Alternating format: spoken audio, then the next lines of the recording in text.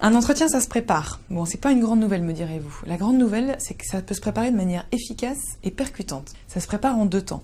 D'abord, il faut préparer le fond, et ensuite la forme. Pour préparer le fond, je vais vous donner une petite astuce. Vous prenez une feuille A4, vierge. Vous faites 3 colonnes.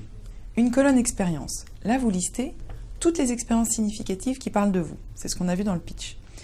Mais vous allez rajouter une deuxième colonne. Dans cette deuxième colonne, c'est qu'est-ce que cette expérience dit de moi ? Et vous allez rajouter enfin une 3e colonne en donnant un exemple concret en lien avec cette expérience. À mon tour de vous donner un exemple, un vrai. Un jour, en entretien, j'ai eu une jeune fille qui était collectionneuse de figurines manga. Ça, c'est son expérience. Je suis une collectionneuse de figurines manga. Première colonne. Qu'est-ce que cela dit de moi ? En tant que grande collectionneuse, ça veut dire de moi que je suis quelqu'un de persévérante, de déterminée et de rigoureuse.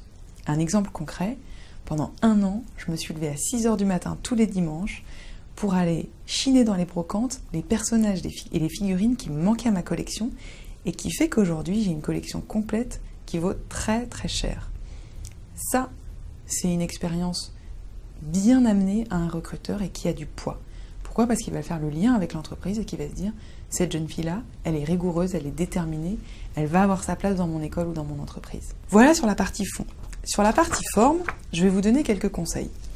Il y a un Américain qui s'appelle Albert Mehrabian qui a théorisé et qui a dit que quand on communiquait les uns avec les autres, il y avait 3 canaux de communication.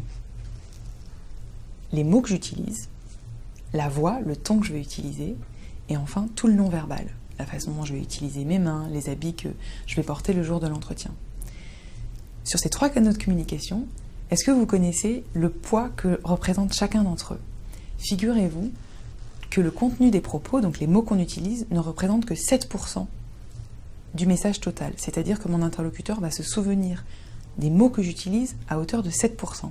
En revanche, il va se souvenir à hauteur de 38% du ton de la voix que j'utilise ou que je n'utilise pas.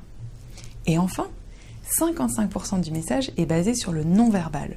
C'est-à-dire la façon dont je suis habillée aujourd'hui, les gestes que j'utilise, le sourire que je fais à l'instant ou que je ne fais pas. Voilà pour ce schéma. Une fois qu'on connaît ça, on se dit qu'il est vraiment important de travailler son non-verbal. Surtout au moment de la première impression. Gardez en mémoire une petite règle pour faire une excellente première impression, qui est la règle des 4-20. C'est quoi la règle des 4-20 ? C'est la règle suivante. Pendant les 20 premières secondes, qu'est-ce que mon recruteur ou mon interlocuteur va regarder ? Et bien, tout d'abord, il va regarder les 20 premiers pas que je fais. Comment est-ce que je marche ? Comment j'arrive vers lui ? Parce que ça va lui donner une indication sur mon niveau de motivation et d'énergie que j'ai envie de mettre à cet entretien. Après les 20 premiers pas, le recruteur, qu'est-ce qu'il va regarder ? En général, il regarde les 20 premiers gestes. Un des premiers gestes qu'on fait quand on rencontre quelqu'un de nouveau, c'est quoi ? C'est de se serrer la main. À l'origine, c'était pour prouver qu'on n'avait pas de poignard caché, qu'on n'allait pas tuer son interlocuteur. Aujourd'hui, quand on serre la main, on peut le faire de 3 manières différentes. Ma recommandation pour faire une bonne poignée de main, c'est non pas de l'écraser ou d'être plutôt en soumission, c'est d'avoir une poignée de main qui est égalitaire, c'est-à-dire qui consiste à prendre la main de votre interlocuteur de manière égalitaire, de lui serrer la main tout en le regardant et en lui souriant. Après les 20 premiers pas et les 20 premiers gestes, vous avez les 20 cm du visage que va regarder en premier le recruteur. Il va s'attacher plus particulièrement à regarder vos yeux, est-ce que vous le regardez dans les yeux, ou au contraire vous baissez le regard, et votre sourire. Quand on est stressé, souvent on a tendance à pas sourire. Cependant, le sourire, c'est le premier geste non-verbal de l'accueil et de la mise en confiance.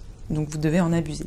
Et la dernière chose à laquelle il va falloir s'attacher pour faire une excellente première impression, dans cette règle des 80, ce sont les 20 premiers mots. C'est-à-dire travailler la première minute 30, les mots que vous allez utiliser pendant cette première présentation. Je vous souhaite de bien travailler, autant sur le fond que sur la forme, et vous verrez, vous ferez mouche auprès du recruteur.